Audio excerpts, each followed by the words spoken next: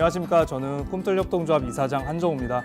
꿈틀협동조합 좀 낯설기도 하실 거고 제가 하는 일을 말씀드리고자 해서 이 자리에 나왔습니다. 저는 발달장애 친구들을 치료하는 치료사들이 모여서 만든 협동조합이고요.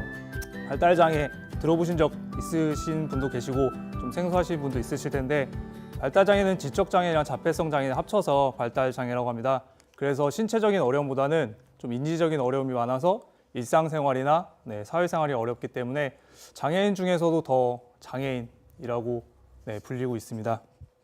저는 그런 발달장애인 아이들의 삶을 조금이나마 도움을 주기 위해서 치료사 선생님들이 모여서 아동발달센터를 운영하고 있고요. 저희가 왜 이렇게 모여서 왜 이 자리에 나와서 이렇게 얘기하고자 하는 것들에 대해서 조금만 좀 들어주셨으면 좋겠습니다. 우리는 아이가 태어나서 어렸을 때부터 양육해서 같이 삶의 동반자로 나아갑니다. 근데 발달장애 아동들은 평생 양육입니다. 사실 어린 갓난아기 계속 키워보신 부모님들도 있으시겠지만 굉장히 쉽지 않은 삶을 살아가고 있습니다. 발달장애 부모님들은 한 가지 소원이 있다고 얘기합니다. 아이가 자기보다 먼저 하늘나라에 가는 것. 얼마나 좋지 않은 소원이죠. 그죠? 그만큼 우리 사회는 발달장애인들이 살아남기엔 정말 쉽지 않은 사회입니다. 그렇기 때문에 발달장애 부모들이 더 매달리고 있고, 저희 같은 종사자들도 더 알리기 위해서 이 자리에 나오고 있고요. 발달장애인법이 통과한 지 얼마 되지 않아서 이제서야 조금씩 관심을 보여주고 있고, 저는 그거에 덧붙여서 저희가 하는 것들을 좀 더 얘기하고자 합니다. 발달장애 아동들은 어렸을 때부터 치료를 받습니다. 치료를 계속 받아야 돼요. 근데 치료 서비스를 받는 곳이 딱 두 군데 있어요. 우리가 아는 장애인 복지관, 그리고 또 하나는 저희 같은 사설센터에서 치료를 합니다. 치료는 40분 수업하고 10분 상담하고요. 저희 같은 사설센터는 4만 원 받아요, 평균. 그러면 4만 원 감이 잘 안 오실 수 있는데, 치료를 하나만 받는 게 아니에요. 이게 한 달 동안 몇 가지 치료를 계속 받다 보면 월 평균 100만 원 정도 가량이 들어가요. 사실 한 가정에 한 아이에 100만 원이.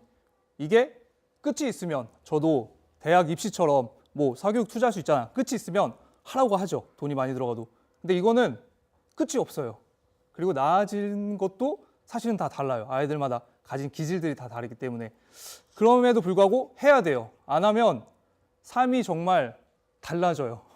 이걸 해야지 혼자서 살아갈 수 있는, 조금이나마 도움이 될 수 있는 삶이 되기 때문에 치료를 해야 되는데, 복지관 같은 경우에는 자부담금이 굉장히 낮아요. 8,000원 이렇게 낼 수 있어요. 근데 대기가 2년 이래요. 그러면 6살 때 대기해서 8살 때 들어가는 거예요. 그 2년은 어떻게 하라고요? 그죠? 들어가서도 1년 이렇게 몇 개월 하고 나와야 돼요. 왜냐하면 뒤에 대기 친구들이 있으니까. 근데 정부에서는 복지관을 굉장히 크고 의리의리하게 지어요. 발달장애 친구들, 장애인분들을 계속 그곳을 이용하라는 거죠. 근데 제가 하고 싶은 거는 발달장애 친구들이 치료 서비스를 받는 거 물론 중요하지만 사회에도 좀 더 나와주길 원해요. 여러분 지금 이 자리에 발달장애 없잖아요. 그죠? 그리고 식당에서 보신 적 있으세요?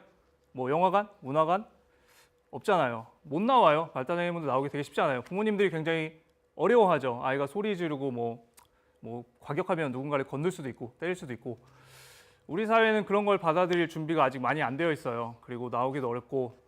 근데 저는 이제 협동조합을 하면서 아동발달센터를 운영하면서, 아동발달센터는 사실 장애아이들을 비장애처럼 만드는 계속 훈련을 하는 거예요. 교육을 하고. 근데 우리 사회는 이만큼 높아져 있는데 내가 계속해도 사실 장애아이들이 비장애처럼 되는 거 현실적으로 불가능해요. 의료 서비스 과학적으로 불가능해요. 그러면 어떻게 그걸 좀 접점을 찾을 수 있을까 고민을 좀 많이 했어요. 그래서 아동발달센터는 저희가 운영을 하는데 비용 높은 걸 좀 낮추고 싶은 목적이 있어요. 그러면은 비용을 낮추려면 어떻게 해야 될까? 아동발달센터를 운영하는데 비용은 딱 두 가지예요. 하나는 시설비, 그 공간을 가지고 있는 시설비, 투자한 시설비. 또 하나는 인건비예요. 근데 인건비는 낮추기가 어려워요. 최저임금도 올라가고 있고, 그거 낮추는 거면 우리가 다 같이 죽자는 거니까. 그래서 저는 시설비를 낮추는 걸 계속 요구하고 있어요. 제가 사는 수원시, 경기도. 학교 공간, 아이들 줄어들면서 생기는 공간 좀 열어줘라. 그리고 주민센터 이용하는 공간들 좀 열어줘라. 그러면 치료사들이 가서 좋은 일자리 속에 아이들을 케어할 수 있게끔 만들어주겠다. 저희 센터 수원 호매실동에 있는데 아이들 호매실 쪽에서 오는 친구는 30%밖에 안 돼요. 70%는 화성, 동탄, 용인에서 와요. 왜냐하면 저희는 치료사 선생님이 잘 안 바뀌어요. 왜냐면 치료사가 협동조합을 만들어진 구조고 2만 원 치료사가 되고 2만 원 시설주가 가져가요. 그런 구조 속인데 저희는 4만 원 받으면 2만 원 치료사 가져가요. 대신 2만 원은 협동조합 법인에 적립해서 다른 사업하자. 아이들 성인기까지 갈 수 있는 모델 좀 만들어 보자라는 게 저희 생긴 취지였고 그렇게 해서 한 스텝 가고 있는데 제가 부딪히는 어려움은 여기서 말하고 싶은 건 사실 그런 거예요. 저희가 파랑 놀이터를 준비했어요. 파랑 놀이터 뭐냐면 발달장애 친구들이 키즈 카페에 가기 되게 어려워요. 그래서 그 아이들이 주말 동안에 갈 곳이 없으니까 학교 체육관을 대관해서 실내 놀이터를 만들어 버려요. 그래서 장애아이들, 비장애아이들 함께 와서 어울릴 수 있는 공간 만들어 주는 거예요. 근데 학교 잘 안 열어줘요. 학교 솔직히.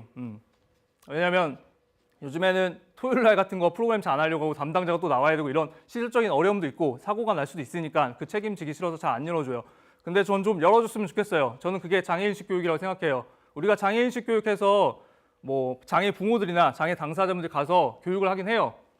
저도 배웠고 근데 책으로 배우잖아요. 글로 배우잖아요. 장애인들은 이렇습니다. 우리는 약자고 도와줘야 되고 장애의 특성은 이렇고 이런 걸 이해해야 됩니다. 하지만 발달장애인분들 만나보신 적 있으신지 모르겠지만 저도 전공자고 몇 년 동안 만나봤지만 성인분이나 또 아이들 새로운 아이들 만나면 흠칫 놀래요.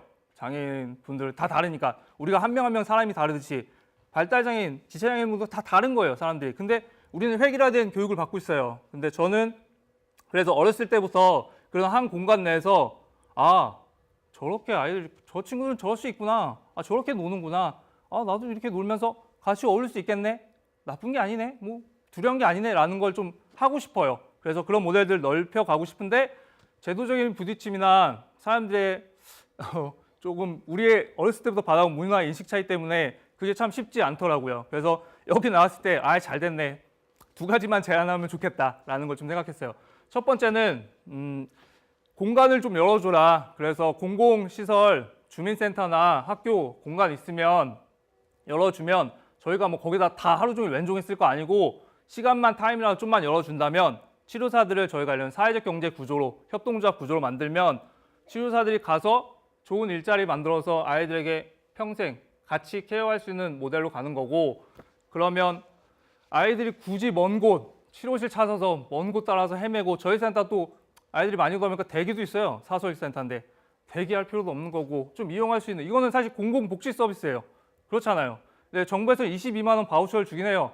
발달재활 바우처라고 보건복지부 거. 근데 턱없이 부족해요. 22만 원 몇 번 하겠어요. 6번 치료하면 끝나거든요. 4만 원. 근데 저희는 수원이라 좀 싼 편이고 서울은 더 비쌀 겁니다. 그렇게 치료 비용은 올라가고 있어요. 물가 상승률 뭐 이런 거 있으니까. 근데 이거는 사실 의료 서비스잖아요. 어찌 보면 학교 교육 서비스고 이거는 좀 정부에서 해야 될 역할들을 사설시장에서 부모들의 불안한 마음을 이용하기 때문에 하는 돈벌이 수단이고 저희 센터 오는 친구들 사실 잘 사는 친구들이고요. 진짜 돈 없고 어려운 친구들은 복지관 대기하면서 그 시간 보내는 거고 그러면 성인기 됐을 땐 더 감당할 수 없는 부분이 있고 여기서 시간이 짧아서 말은 못하지만 사실 발달장애 성인들은 더 힘들거든요. 학교 끝나면 이제 어디 갈 곳이 없어요. 사실. 근데 그들을 위해서 준비하려는 모델들을 계속 고민하고 있어요. 근데 저 혼자 고민하는 것보단 제 둘, 셋의 치료사들이 모여서 전공자들이라는 사람들이 모여서 같이 고민하면 훨씬 좋을 것 같아요. 그런 환경을 좀 만들어주고 싶어요. 근데 지금은 치료시설에서는 사실 아이들 치료하는 만큼 돈이잖아요. 신경 쓸 겨를이 없어요. 케이스 더 많은 곳으로 이동해서 더 많은 아이들 보면 내가 돈 많이 버는 구조니까. 근데 저는 그 아이들 한 명이 양육되는 동안 계속 같이 가는 치료사 좀 같이 부모의 동반자로서의 삶을 같이 살아가면 정말 좋겠다. 배운 거 잘 쓸 수 있으니까 그런 모델 가고 싶고요. 파랑놀이터도 시작 단계인데 제가 사업비 받아서 계속 하는 건데 이거 좀 계속 지속 가능하게 만들고 싶습니다. 학교 공간 좀 열어주고 주최 측이나 할 수 있는 거 하고 부모들은 돈을 내면서 올 용의도 있어요. 키즈 카페 갈 때 돈 내잖아요. 그렇게 해서 올 용의도 있는데 고민이에요. 이게 지속 가능하게 만들기 되게 쉽지 않거든요. 이거는 팝업 형식으로 계속 열거든요. 왜냐면 한 곳에서 고정된 장소에 열면 장애 중에도 정말 중증 장애인들만 올 것 같아요. 비장애들 안 오고. 근데 제가 하려는 목적은 사실 같이 어울리는 그런 문화를 만들고 싶은 거니까 좀 지속 가능하게 이것도 만들어주고 싶고 근데 제가 혼자는 못하지만 여러분들 지금 들어주시는 분들 나가서 얘기할 때 아 이렇다더라 얘기해주면 관심 가져주고 조금 볼 거 아니에요. 그죠? 발달장애인분들 보았을 때 아 저렇게 삶을 살아가고 있구나 저렇게 힘든 과정이 있구나라는 걸 아셨으면 좋겠고 그렇게 해서 조금씩 열어주고 우리 사회가 조금 나아진다라면 저도 먹고 살기 좀 좋아질 거고요. 제 전공이니까 저 같은 치료사들도 더 늘어날 것 같고 그렇게 자본주의가 뭐 나쁜 건 아니지만 그런 사설 시장에서 있을 만한 것이 아니라고 저는 생각이 들거든요. 그걸 사회적 경제로 조금 더 나아지면 공공 서비스로 정부에서 할 수 있는 것들을 제한하고 싶은데 뭐 돈 줘라, 예산 줘라 하는 얘기 아니거든요. 그냥 있는 거 내에서 좀 잘 풀어내자. 구조적인 거 내에서 이렇게 조금만 잘 변형하면 최적의 효과를 낼 수 있잖아. 내가 내 세금 더 달라고 하는 게 아니잖아 라는 거거든요. 장애인분들 우리 막 투쟁하면 세금 더 달라는구나 막 이렇게 이런 눈빛을 볼 수 있잖아요. 근데도 같이 함께 그런 공간 좀 나누면서 좋은 서비스 가져가면 좋을 것 같고요. 마지막은 좀 제가 준비해온 거 좀 그래도 읽으면서 마무리하고 싶습니다. 막 이거 주셨는데 좀 뒤죽박죽해서 마지막은 저도 두 아이의 아빠인데 아이가 태어날 때 되게 두려웠어요. 발달장애면 어떡하지? 저는 자신 없어요. 우리 맨날 오시는 부모님들처럼 살 자신이 없어요. 못 살 것 같아요. 그러면 근데 아이가 태어나면 좀 축복해주고 싶어요. 발달장애일지언정 이 사회에 태어났으니까 고마워. 내 아이로 와줘서 축복하는 그런 환경 만들고 싶은데 같이 좀 동참해 주셨으면 좋겠고요. 그리고 이 시간에도 발달장애 아이들을 키우는 부모님들께 존경의 말씀을 전하면서 마치고 싶습니다. 감사합니다.